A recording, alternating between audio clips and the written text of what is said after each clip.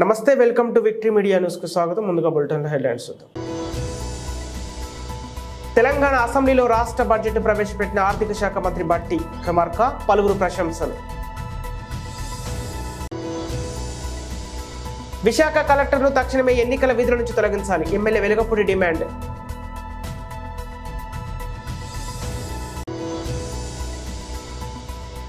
విశాఖలో ఘనంగా జాతీయ స్థాయి కరాటే పోటీలను ప్రారంభించిన సినీ హీరో సుమన్.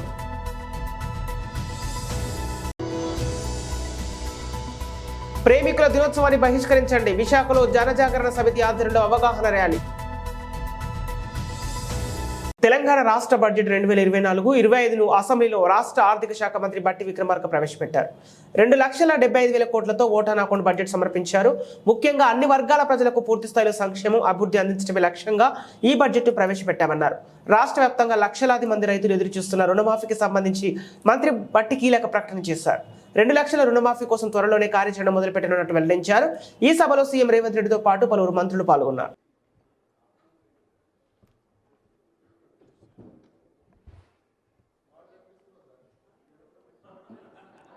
మీ సంతోషం కోసమే ఇట్లా వచ్చిన.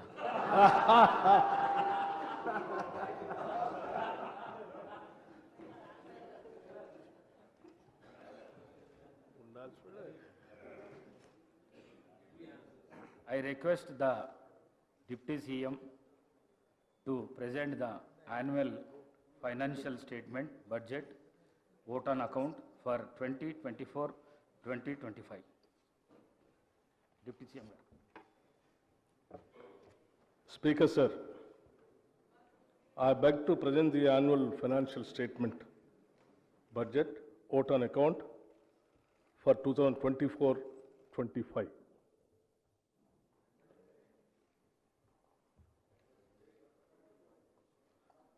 గౌరవ అధ్యక్ష, తెలంగాణ రాష్ట్ర 3వ శాసనసభ తొలి బడ్జెట్ సమావేశానికి స్వాగతం. మార్పును కోరుతూ స్వేచ్ఛ సాధించుకున్న తెలంగాణ ప్రజానికానికి మనస్ఫూర్తిగా నమస్కరిస్తున్నాం. భారత రాజ్యాంగ పీఠిక గుర్తు చేసుకుంటూ పౌరులెల్లరకు సామాజిక, ఆర్థిక, రాజకీయ న్యాయమును, భావము, భావ ప్రకటన, విశ్వాసము, ధర్మము, ఆరాధన వీటి స్వాతంత్రమును అంతస్తులోనూ అవకాశంలోనూ సమానత్వంలో చేకూర్చుటకు ఈ స్ఫూర్తితో మీ ముందుకు ఈ బడ్జెట్తో వచ్చాం.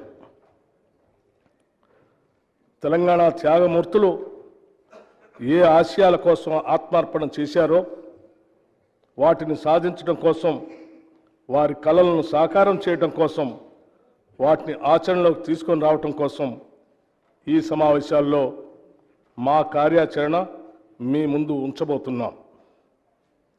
కొందరి కోసం మాత్రమే అందరూ బతకాలి అనే నిరంకుశ విధానాలను ఎదిరించిన తెలంగాణ ప్రజలు ఇప్పుడు నిజమైన అభివృద్ధి వైపు అడుగులు వేస్తున్నారు.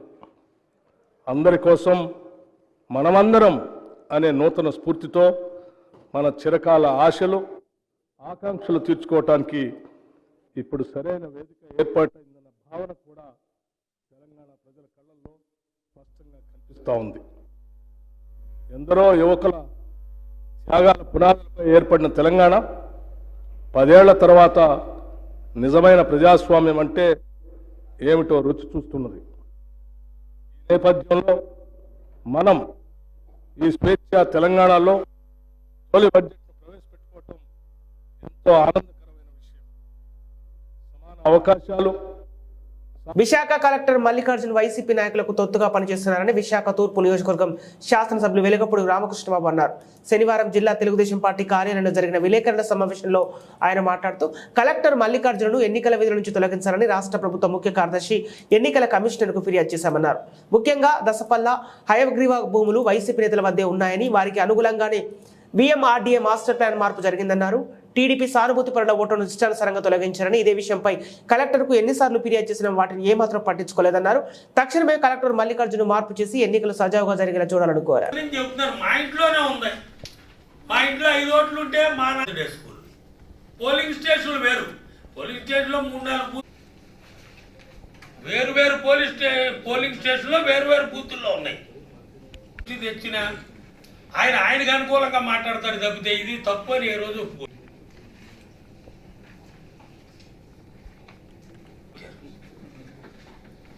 ఇదిగోండి డిలీట్ ఎల్లో మార్క్ చేసి పెట్టాం. 2 ఓట్లు ఉంటే 2 పిక్ నెంబర్లు వచ్చినాయి.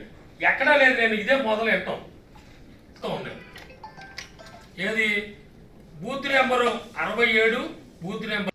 మన జిల్లా కలెక్టరు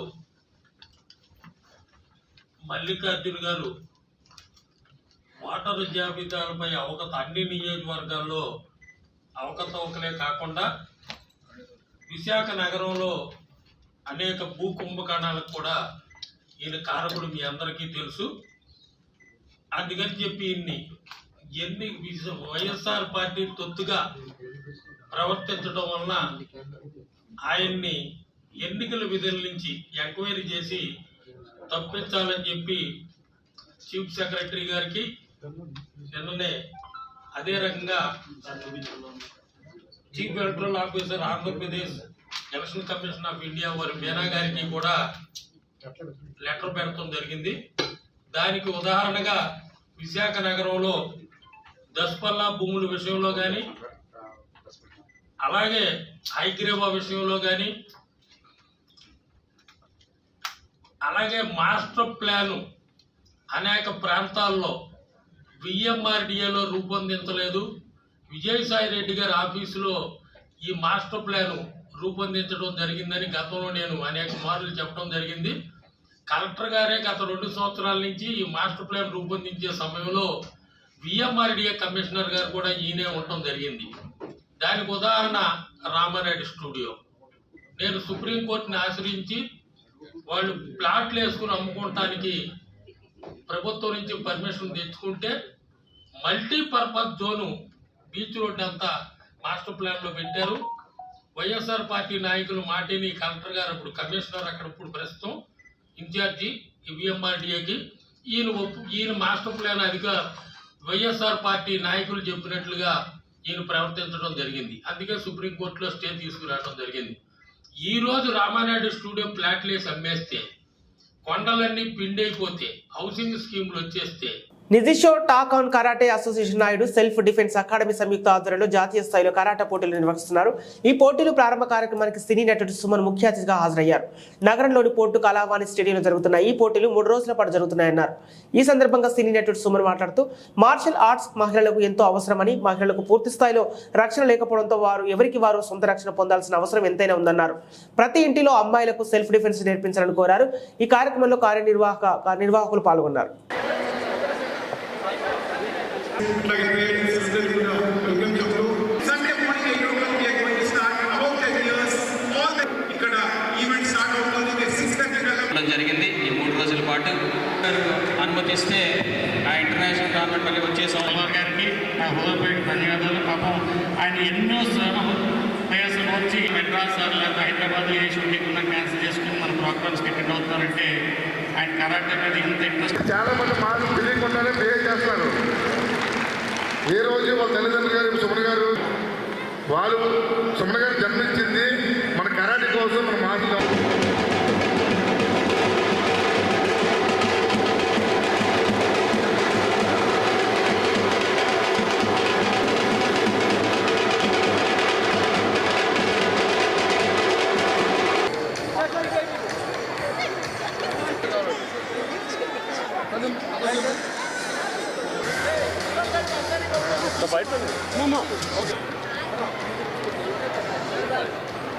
అందరికీ నమస్కారం అండి. ఈరోజు విశాఖపట్నం పోర్ట్ స్టేడియంలో ఉన్నాను. ఇది నిజీ Shotokan karate association and Naidu self defence academy ఇద్దరు కలిసి జాయింట్గా చేస్తున్న టోర్నమెంట్ 3 డేస్కి. ఈరోజు, రేపు, ఎల్లుండి. సో నేషనల్ రేపు చాలామంది వస్తున్నారు. ఈరోజు జస్ట్ ఇది ఓపెనింగ్ సెరమనీ.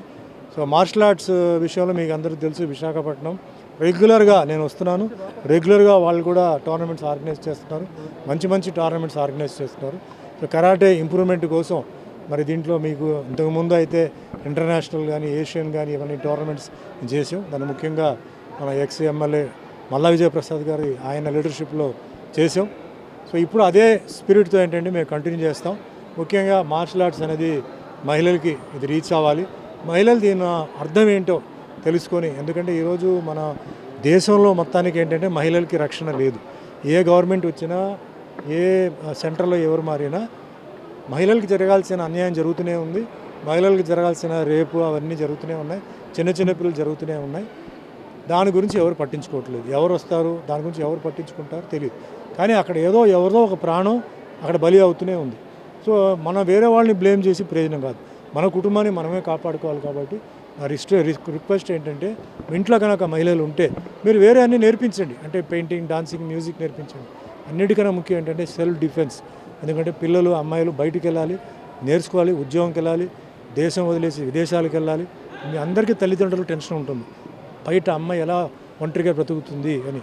అదే మాదిరి ఈరోజు కూడా రాత్రి 12 గంటల తర్వాత తెల్లారుజాము వరకు ఇండియాలో ఒక మహిళ ఒంటరిగా నడవడానికి వీల్లేదు, సేఫ్టీ లేదు. సో అందుకని చాలామంది ఏంటంటే వాళ్ళ పాపం నైట్ డ్యూటీస్కి అలాంటి ఆఫీస్కి వెళ్ళడం మానేసి పాపం సఫర్ అవుతున్నారు. సో వీటన్నిటికీ ఏంటంటే ప్రేమికుల దినోత్సవాన్ని బహిష్కరించాలని కోరుతూ విశాఖలో ఎన్ఆర్ఐ జూనియర్ కాలేజ్ విద్యార్థులకు జనజాగరణ సమితి అవగాహన కార్యక్రమం నిర్వహించింది.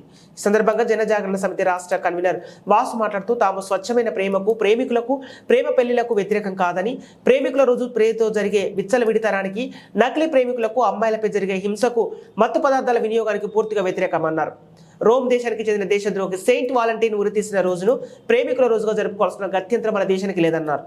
భారతదేశంలో మల్టీనేషనల్ కంపెనీలు తమ వ్యాపారాలను పెంచుకోవడానికి ప్రేమికుల రోజు అనే విదేశీ విషయ సంస్కృతిని ఎరగరవేసి విద్యార్థి యువతపై బలవంతంగా రుద్దుతున్నారు అని ఆవేదన వ్యక్తం చేస్తున్నారు. ఈ కార్యక్రమంలో పలువురు విద్యార్థులు ప్లకార్డులు పట్టుకుని ర్యాలీ చేపట్టారు.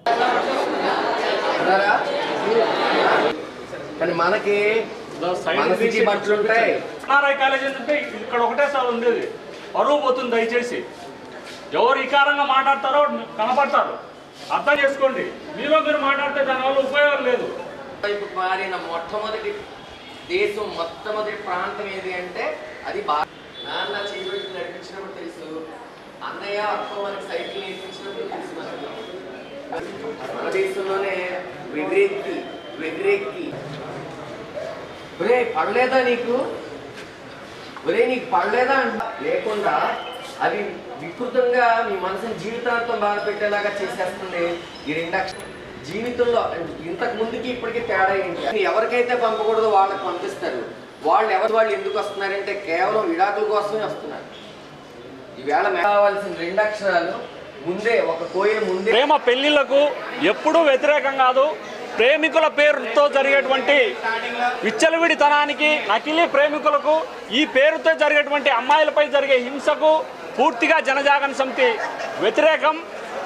ఈ ప్రేమికుల రోజు పేరుతో భారతదేశంలో మల్టీనేషనల్ కంపెనీలు తమ వ్యాపారాన్ని డెవలప్ చేసుకోవడం కోసం ఈ విదేశీ విష సంస్కృతిని విద్యార్థి యువత పైన బలవంతంగా రుద్దుతున్నారు. ఇటువంటి పనికిమాలిన విదేశీ విష సంస్కృతి కారణంగా భారతీయ కుటుంబ వ్యవస్థ చిన్నాభిన్నం అవుతుంది. వివాహం అంటే విలువ లేకుండా పోతుంది.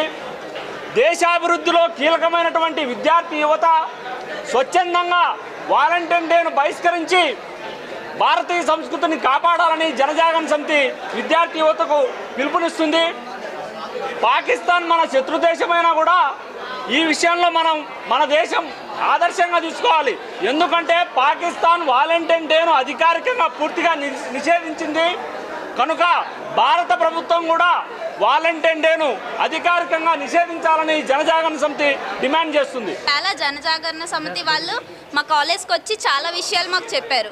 మనది కల్చర్ కానీ వాటి గురించి ఇప్పుడు ఈ వ్యాలంటైన్స్ డే అనేది మన కల్చర్ కాదు. విశాఖ స్టీల్ ప్లాంట్ ప్రైవేటీకరణ నిర్ణయాన్ని కేంద్ర ప్రభుత్వం వెనక్కి తీసుకోవాలని కోరుతూ 2.5 ఏళ్లుగా విశాఖలో నిరసన చేపడుతున్న కనీసం మోడీ ప్రభుత్వం పట్టించుకోవడం లేదని సిఐటియు నాయకులు భీమాని అన్నారు. శనివారం విశాఖలోని జీవీఎంసీ గాంధీ విగ్రహం వద్ద చేపడుతున్న రిలే నిరాహార దీక్ష కార్యక్రమంలో పలువురు ఉద్యోగులతో కలిసి పాల్గొన్న ఆమె మాట్లాడుతూ ఎన్నికలు సమీపిస్తున్న నేపథ్యంలో మోడీ తక్షణమే ఈ ప్రైవేటీకరణ విధానాన్ని వెనక్కి తీసుకోవాలని, లేకుంటే వచ్చే ఎన్నికల్లో తగిన బుద్ధి చెబుతామన్నారు. ప్రభుత్వం కొనసాగాలి కొనసాగాలి విశాఖ ఉక్కు ఆంధ్రుల హక్కు విశాఖ ఉక్కు ఆంధ్రుల హక్కు ప్రభుత్వ రంగంలోనే కొనసాగాలి కొనసాగాలి కొనసాగాలి విశాఖ ఉక్కు ప్రభుత్వ రంగంలోనే కొనసాగాలి కొనసాగాలి ఎల్ఐసి బ్యాంకులను ప్రైవేట్ పరం చేయొద్దు చేయొద్దు చేయొద్దు స్కీమ్ వర్కర్లను పర్మనెంట్ చేయాలి చేయాలి అంగన్వాడీ వర్కర్లను పర్మనెంట్ చేయాలి చేయాలి చేయాలి కనీస వేతనం 26,000 down down Modi down down ప్రభుత్వ రంగాన్ని కొనసాగించాలి కొనసాగించాలి కొనసాగించాలి ప్రభుత్వ రంగాన్ని విశాఖ ఉక్కు ఆంధ్రుల హక్కు విశాఖ ఉక్కు చేయొద్దు చేయొద్దు చేయొద్దు విశాఖ ఉక్కును ప్రైవేట్ పరం చేయొద్దు అమ్మద్దు అమ్మద్దు అమ్మద్దు ప్రభుత్వ రంగ విశాఖ ఉక్కును ప్రైవేట్ పరం చేయొద్దు చేయొద్దు దేశ ఆర్థిక వ్యవస్థని కాపాడాలని దేశ స్వావలంబనని కాపాడాలి అని చెప్పి 2 సంవత్సరాల 9 నెలలుగా ఇక్కడ నిరాహార దీక్షా శిబిరం కొనసాగుతోంది. అఖిలపక్ష కార్మిక సంఘాలు, విద్యార్థి యువజన సంఘాల ఆధ్వర్యంలో ఈ దీక్షా శిబిరం కొనసాగుతుంది. ఇది ఎలక్షన్స్ టైం. ఇప్పటికైనా మోడీ స్పందించాలని కోరుతున్నాం. ప్రభుత్వ రంగ సంస్థల్ని సర్వనాశనం చేస్తే ఈ దేశానికి వచ్చేదేంటి? మొత్తం దేశ ఆర్థిక వ్యవస్థ నాశనం అయిపోతుంది. 2008లో ప్రపంచం అంతా ఆర్థిక సంక్షోభం వచ్చినప్పుడు మన బ్యాంకులు, మన మార్కెట్ నిలబడింది అంటే దానికి ప్రధానమైన కారణం ప్రభుత్వ రంగం ఉండడం. ప్రజలు దివాళా తీయకుండా ఉన్నారు అంటే దానికి ప్రధానమైన కారణం ప్రభుత్వ రంగ సంస్థల్లో బ్యాంకులు, LIC, steel plant, ship yard ప్రభుత్వ రంగంలో ఉండడమే దానికి కారణం. ఇప్పటికి కూడా ప్రపంచవ్యాప్తంగా విపరీతమైన ఆర్థిక సంక్షోభం ఉంది.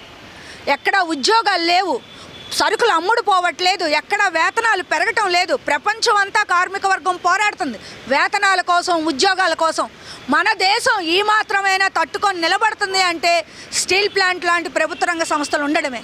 అలాగే ప్రభుత్వ రంగ సంస్థలు ఉంటేనే రిజర్వేషన్లు అమలవుతాయి ఎస్సీ, ఎస్టీ, బీసీ, మైనారిటీలు, మహిళలకి. ఆ ప్రభుత్వ రంగ సంస్థలను ఎత్తేస్తే రిజర్వేషన్లన్నింటినీ ఎత్తేయడమే. మోడీ పక్కా మనువాది, రిజర్వేషన్లకు వ్యతిరేకం, అగ్రవర్ణ దురహంకారం. మొత్తం ప్రభుత్వాన్ని, మొత్తం మార్కెట్ని అదానీ, అంబానీ లాంటి అగ్రవర్ణ పెత్తందారులకి, కార్పొరేట్లకి అప్పచెప్పాలని చూస్తున్నాడు. దాన్ని మేము వ్యతిరేకిస్తున్నాం. ఈ దేశంలో ప్రతి ఒక్కరికి ఉద్యోగం ఉండాలి, కనీస వేతనం ఉండాలి, అంటే ప్రభుత్వ రంగం ఉండాలి. మేమేమో మమ్మల్ని పర్మనెంట్ చేయండి, మాకు కనీస వేతనాలు ఇవ్వండి అని మేము పోరాడుతూ ఉంటే, పర్మనెంట్ అయిన వాళ్ళని, కనీస వేతనాలు ఉన్నోళ్ళని ఏకం మూసేసే కార్యక్రమం ప్రభుత్వం చేస్తోంది. మేము దాన్ని తీవ్రంగా వ్యతిరేకిస్తున్నాము. స్టీల్ ప్లాంటు, ఎల్ఐసి, బ్యాంకులు అన్నీ ప్రభుత్వ రంగంలో ఉండాలి. అదే సందర్భంలో కనీస వేతనాలు ప్రతి ఒక్కరికి అమలు చేయాలి. అసంఘటిత రంగంలో ఉన్న ప్రతి ఒక్కరికి కనీస వేతనాలు అమలు చేయాలి.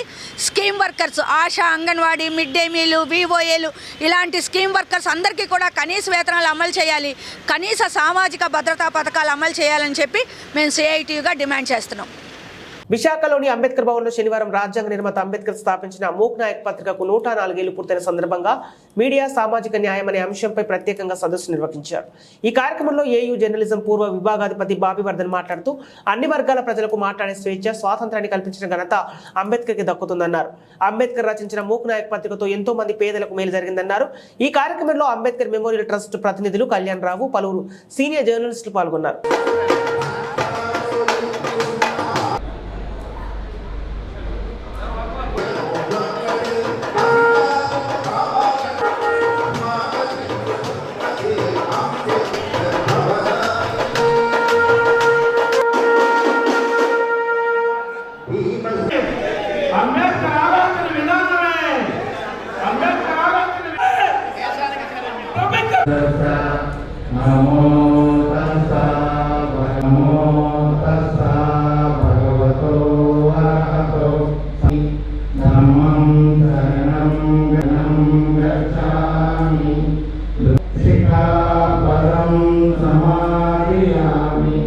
ప్రారంభించిన అనేక పత్రికలతో పాటు వారి స్ఫూర్తితో అక్షర అధ్యయనం చేసిన ఎందరో మహనీయుల స్ఫూర్తితో ఆ కార్యక్రమం సజావుగా పూర్తి చేశాం. ఇవాళ 2 సందర్భాలను పురస్కరించుకొని అంబేద్కర్ ట్రస్ట్, మెమోరియల్ ట్రస్ట్ ఈ కార్యక్రమాన్ని ఏర్పాటు చేశాం. ఒకటి, మన భారత రాజ్యాంగం అమల్లోకి వచ్చి వజ్రోత్సవాలు జరుపుకుంటున్న సందర్భం ఒకటి. మనం ఇంత స్వేచ్ఛగా ఎంతో నిర్బంధం ఉన్నా కూడా ఎంత స్వేచ్ఛగా మాట్లాడడానికి మనకి ఈ మైక్ పట్టుకునే అవకాశాన్ని అందించిన మహనీయుడు డాక్టర్ బిఆర్ అంబేద్కర్ గారి ఆశీస్సులతో మనం ఇదంతా మాట్లాడగలుగుతున్నాం. కొంచెం చిన్న విజ్ఞప్తి, మఫ్టీలో ఎవరైనా మన సోదరులు పోలీస్ సోదరులు ఉంటే కేవలం మేము మాట్లాడిన వాస్తవాలను మాత్రమే అందించండి, లేకపోతే మా మీద అర్బన్ నక్సలైట్ అని చెప్పి మళ్ళీ ఏదో ఒక బిరుదు తగిలించే అవకాశం ఉంది. దయచేసి అలాంటిదే లేదు. మేము అట్టడుగు వర్గాల వాళ్ళం, వాయిస్లెస్గా మేమందరం అనుకుంటున్నాం. మా వాయిస్ని కూడా మీరు అప్పుడప్పుడు వినండి అని చెప్పి మీకు విజ్ఞప్తి చేస్తూ, అంబేద్కర్ గురించి చెప్పాలంటే మన వెనకున్న మూక్ నాయక్, అది మరాఠీ పత్రిక. మూక్ అంటే వాయిస్ లేనివాడు, మోగజనం అంటాం కదా, మోగజనగళం. అది ఎవరైతే అట్టడుగు వర్గాలు ఉన్నారో, ఎవరైతే నిమ్న జాతులు ఉన్నారో, ఎవరైతే దోపిడికి రాపిడికి గురవుతున్నారో, ఎవరైతే బానిసత్వంలో మగ్గుతున్నారో వాళ్ళందరికీ పిడికిని బిగించే ఒక అవకాశాన్ని అక్షరాయుధాల ద్వారా సాధించాలని చెప్పి ఆ మహనీయుడు ప్రారంభించిన పత్రిక మూక్ నాయక్. అంబేద్కర్ ఇందాక మా కళ్యాణరావు గారు చెప్పారు, గాంధీ కూడా ఆ రోజుల్లో పత్రికలు ప్రారంభించారు. యంగ్ ఇండియా, హరిజన్, రకరకాల పత్రికలు. బాలగంగాధర్ తిలక్ అక్కడిని ప్రారంభించారు. మన రాష్ట్రంలో కందుకూరి వీరేశలింగం పంతులు, వీరందరూ సోకాళ్ళు సంస్కరణ కోసం వాళ్ళందరూ పనిచేస్తే, ఇక్కడ ఈయన హక్కుల సాధన కోసం, కార్మికుల కోసం ఒక పత్రిక, వ్యవసాయదారుల కోసం ఒక పత్రిక, మహిళల కోసం ఒక పత్రిక, ఇలా ప్రతి పత్రికకు ఒక స్పష్టమైన ఎజెండాతో అంబేద్కర్ పత్రికలు ప్రారంభించారు. ఆ పత్రికలు అది సిద్ధించింది అనుకున్నాను, ఆ లక్ష్యం సిద్ధించింది అనుకున్న తర్వాత వాటిని ఆపేశారు. ఎందుకంటే అవి ఇంకా ఉంటే దాన్ని వ్యాపారాత్మకంగా మార్చే అవకాశం ఉంది కనుక వాటిని ఏ లక్ష్యంతో ప్రారంభించారు ఆ లక్షణాలు పుణికిపుచ్చుకుని ఆ పత్రికలు కొనసాగించి తద్వారా ప్రజలను జాగృతం చేసి ఆ పర్పస్, ఆ ఉద్దేశం పూర్తి అయింది అనిపించిన తర్వాత మాత్రమే ఆ పత్రికలను, మీకు తెలుసు ఒక పత్రిక నిర్వహణ ఎంత సాహసోపేతమో. ఒకటి, అప్పటికి ఇంకా బ్రిటిష్ వారి నిర్బంధకాండ, బ్లాక్ బిల్లులు చాలా జీవీఎంసీ 41 వార్డులో సుమారు 1,92,00,000 వ్యయంతో పలు అభివృద్ధి పనులకు విశాఖ దక్షిణ నియోజకవర్గం ఎమ్మెల్యే వాసుపల్లి గణేష్ కుమార్ శంకుస్థాపన చేశారు. వార్డు కార్పొరేటర్ కోడిగుడ్ల పూర్ణిమ, కోడిగుడ్ల శ్రీధర్ ఆధ్వర్యంలో జరిగిన కార్యక్రమానికి ముఖ్య అతిథిగా ఆయన హాజరై అభివృద్ధి పనులకు శ్రీకారం చుట్టారు. 41వ వార్డు జేఎన్యూ ఆర్ఎం కాలనీలో కమ్యూనిటీ హాల్ నిర్మాణం, జ్ఞానపురం జంక్షన్ వద్ద డ్రైనేజీలు, సీసీ డ్రైన్లు పనులకు శంకుస్థాపన చేశారు. అలాగే 85.12 లక్షలతో కాన్వెంట్ జంక్షన్ నుండి బీఆర్టీఎస్ రోడ్లకు ఎమ్మెల్యే వాసుపల్లితో కలిసి 5 ప్రాంతాల్లో శంకుస్థాపన చేశారు. ఈ సందర్భంగా ఎమ్మెల్యే మాట్లాడుతూ దక్షిణ నియోజకవర్గంలో వేగవంతమైన అభివృద్ధి జరుగుతుందని, ముఖ్యంగా 41వ వార్డు కార్పొరేటర్ కోడిగుడ్ల పూర్ణిమ జీవీఎంసీ కౌన్సిల్ ప్రజా సమస్యలపై పోరాడి సాధించుకున్నారన్నారు.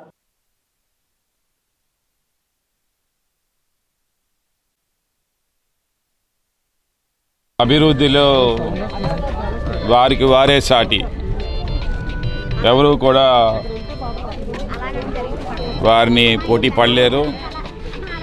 దాంట్లో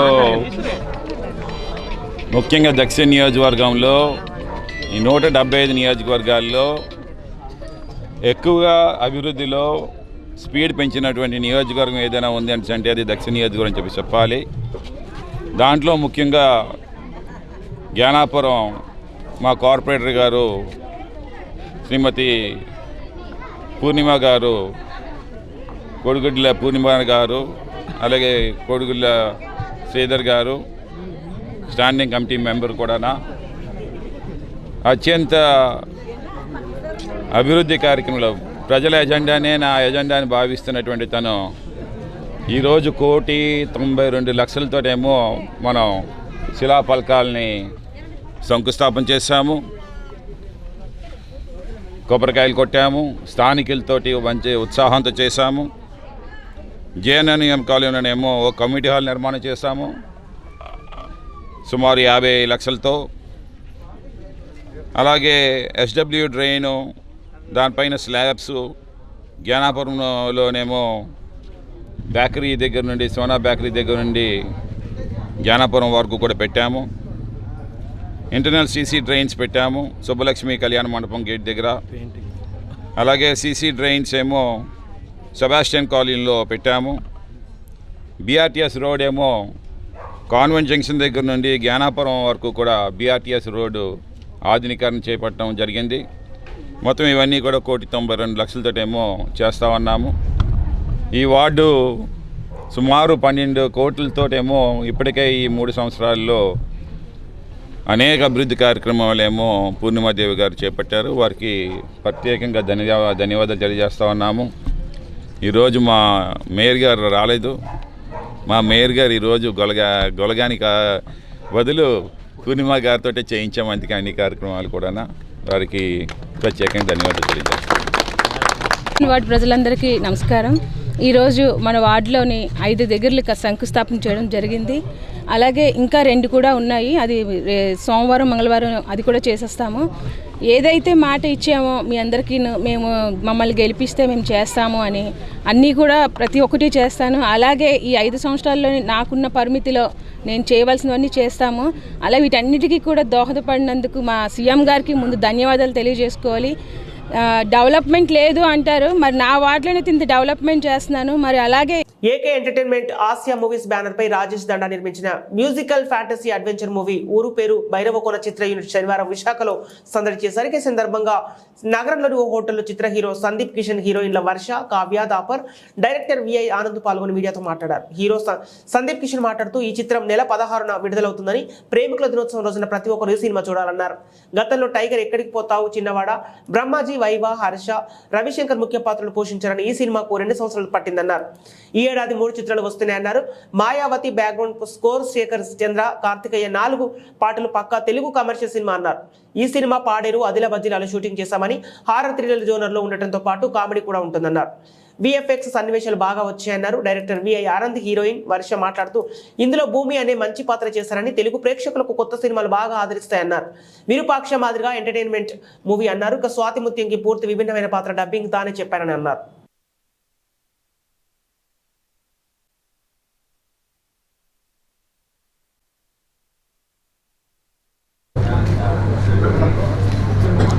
ఫస్ట్ కొంచెం లేట్ అయినందుకు అందరికీ సారీ అండి. ఈ మార్నింగ్ టైం ఒక్క నిమిషం అవన్నీ చేసుకుంటూనే వచ్చానండి. మీరు చూసారంటే నా గత 6-7 సినిమాలు ఇప్పుడు దాకా నేను యాక్చువల్లీ ఇయర్ ఆల్రెడీ చేశాను. ప్రొడ్యూసర్కి 2 సినిమాలు వచ్చినాయి అండి. అది కాకుండా సీజీ కొంచెం బాగా ఎంటర్టైనర్ తీయాలంటే ఆ స్క్రిప్ట్ చాలా స్ట్రాంగ్ ఉండాలి. నెక్స్ట్ తప్పకుండా ఒక మాట చెప్పాలండి. ఆనెస్ట్గా నేను ఈ 16వ తారీఖున మా సినిమా ఊరు పేరు భైరవకోన రిలీజ్ అవుతుందండి. 14వ తారీఖు 2 స్టేట్లోని 2 తెలుగు రాష్ట్రాల్లోని 100 చోట్లకు పైగా ప్రీమియర్స్ చేయాలనేది మా ఉద్దేశం. సో మీ అందరికీ ఈ సినిమా ఆల్రెడీ నిజమైన చెప్తున్నాను, ఈ పాటను ఇంత పెద్ద హిట్ ఇచ్చారు. దాని తర్వాత హమ్మ హమ్మ అని కూడా చాలా మంచి సక్సెస్ పాటను చేశారు, అందరి దగ్గరికి తీసుకెళ్లారు, ఎన్నో రీల్స్ చేశారు. మీ అందరికీ హార్ట్ఫుల్లీ థ్యాంక్ యూ. ఆ ట్రైలర్కి చాలా మంచి రెస్పాన్స్ ఇచ్చారు. చాలా ధైర్యంగా బలంగా ఉన్నాం. అందుకే ఒక 2 రోజుల ముందే ప్రీమియర్ చేయడానికి ధైర్యం చేసేస్తున్నాం. సో వ్యాలంటైన్స్ డే అనేది ఎప్పుడూ ఒక చిన్న సెలబ్రేటరీ డే కాబట్టి అందరూ బీచ్కే కాకుండా అలాగే మా సినిమా కూడా థియేటర్కి చూడాలని కోరుకుంటూ. సో ఈ సినిమాకి దర్శకుడు విఐ ఆనంద్ గారు అండి. ఇంతకుముందు నాతో టైగర్ అనే సినిమా చేశారు. దాని తర్వాత ఎక్కడికి పోతావు చిన్నవాడ, డిస్కో రాజా, ఒక్క క్షణం. చాలా మంచి డైరెక్టరు, చాలా నిజాయితీ ఉండే ఒక డైరెక్టరు. ఈ ఒక్క సినిమా కోసం గత 3 ఏళ్ళ నుంచి పనిచేస్తున్నాం. దెయ్యాలు, భూతాలు, మ్యాజిక్, ప్రేమ, యాక్షన్, ఒక కంప్లీట్ ఎంటర్టైన్మెంట్ ఉన్న ఫిల్మ్. ఈ సినిమాలో బ్రహ్మాజీ అన్నయ్య, వెన్నెల కిషోర్ గారు, వైవా, హర్ష, ఇంకా చాలామంది, కావ్య తాపర్ ఇంకో హీరోయిన్, ఆల్రెడీ మొన్న ఈగిల్ అని ఒక సక్సెస్ఫుల్ ఫిల్మ్ ఇచ్చింది రవితేజ్ గారితో. సో తను కూడా ఉంది, ఇవాళ ఇక్కడికి రాలేకపోయింది. అండ్ హోస్ట్ ఆఫ్ యాక్టర్స్ ఉన్నారండి, అందరికీ చాలా ఇంపార్టెంట్ క్యారెక్టర్స్. రవిశంకర్ గారు, ఆయనది చాలా సూపర్ క్యారెక్టర్ దీంట్లో. ఇది కాకుండా మ్యూజిక్ శేఖర్ చంద్ర చాలా హిట్స్ ఇచ్చాడు, చాలా హిట్ పాటలు ఇచ్చాడు. ఈ సినిమాతో మా అందరికీ కూడా యాజ్ ఎ టీమ్గా ఒక పెద్ద విజయాన్ని అందుకునే ఒక అవకాశం ఈ సినిమా మాకు ఉంటుందని. ఎప్పుడు సరే నాకు జెన్యూన్గా మామూలుగా సినిమాలో డైలాగ్ ఉంటాయండి, అలా అంటే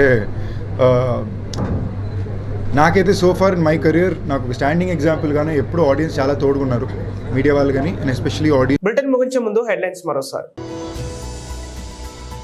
తెలంగాణ అసెంబ్లీలో రాష్ట్ర బడ్జెట్ ప్రవేశపెట్టిన ఆర్థిక శాఖ మంత్రి బట్టి విక్రమార్క, పలువురు ప్రశంసలు. విశాఖ కలెక్టర్ను తక్షణమే ఎన్నికల విధుల నుంచి తొలగించాలి, ఎమ్మెల్యే వెలగపూడి డిమాండ్.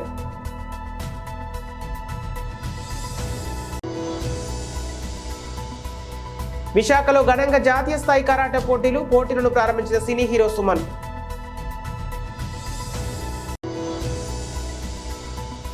ప్రేమికుల దినోత్సవాన్ని బహిష్కరించండి, విశాఖలో జనజాగరణ సమితి ఆధ్వర్యంలో అవగాహన ర్యాలీ.